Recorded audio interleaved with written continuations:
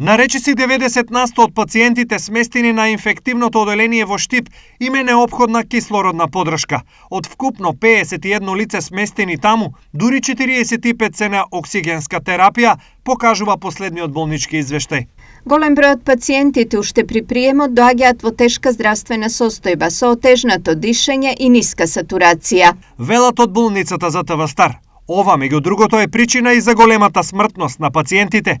Речи си и да нема ден без починати на ова оделение. Синоќа битката со болеста ја загуби 74 годишен пациент од Штип.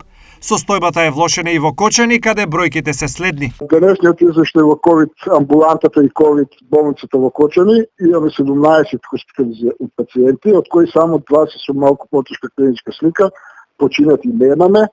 Во моментов во општините од регионот има 858 активни случаи на COVID-19.